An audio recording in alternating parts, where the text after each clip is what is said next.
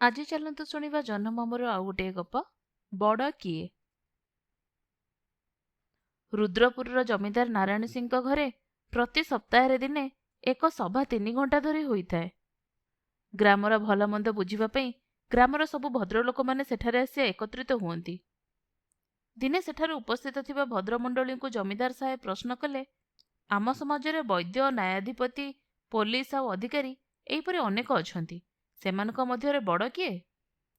ଏ ପ୍ରଶ୍ନର ଉତ୍ତରରେ ଗ୍ରାମର ମୁଖିଆ ବୀରବର୍ମା କହିଲେ, ବୈଦ୍ୟ ତ ସମସ୍ତଙ୍କର ପ୍ରାଣ ରକ୍ଷା କରୁଛି, ତେଣୁ ସେ ସବୁଠାରୁ ବଡ଼।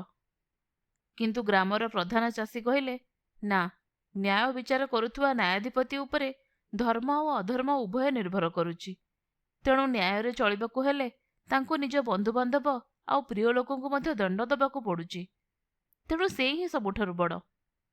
ଏକଥା ଶୁଣି ଗ୍ରାମର ବଡ଼ଧନୀ ବସନ୍ତଗୁପ୍ତ କହିଲେ, ଦେଖନ୍ତୁ, ଆମ ସମାଜରେ ଭଲ ଲୋକ ଯେପରି ଅଛନ୍ତି, ସେପରି ଆମରି ମଧ୍ୟରେ ରହିଛନ୍ତି ଚୋର, ଡାକୁ, ଠକ, ହତ୍ୟାକାରୀ।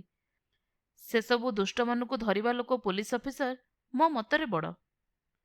ସେହି ସମୟରେ ସେମାନଙ୍କ ସଭାସ୍ଥଳୀଠାରୁ ଦୂରରେ ଠିଆ ହୋଇ ଶୁଣୁଥିବା ଜମିଦାରଙ୍କ ଚାକର ରଘୁ ଧୀରେ ଧୀରେ କଣ୍ଠ ଫିଟାଇ କହିଲା, ବାବୁମାନେ, ଆପଣ ଯେଉଁମାନଙ୍କ ନାମ କହିଲେ ସେମାନେ ତ ବଡ଼, କିନ୍ତୁ ମୋର ମନେ ହୁଏ ସେ ସମସ୍ତଙ୍କଠାରୁ ବଡ଼ ଗ୍ରାମର ବୁଢ଼ା ପଣ୍ଡିତ ମହାଶୟ।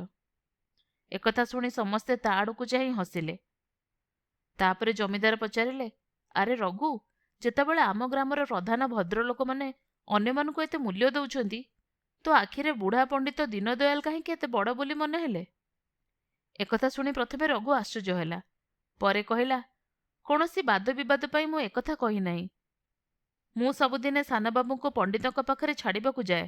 ମୁଁ ଲକ୍ଷ୍ୟ କରି ଦେଖେ, ସେ ପ୍ରତ୍ୟେକ ପିଲାର ମନ ଆଉ ପାଠ ପଢ଼ିବାର ଯୋଗ୍ୟତା ଆଉ ଶକ୍ତି ଦେଖି ସେହି ଅନୁସାରେ ପଢ଼ାଇ ତାକୁ ମଣିଷ କରନ୍ତି।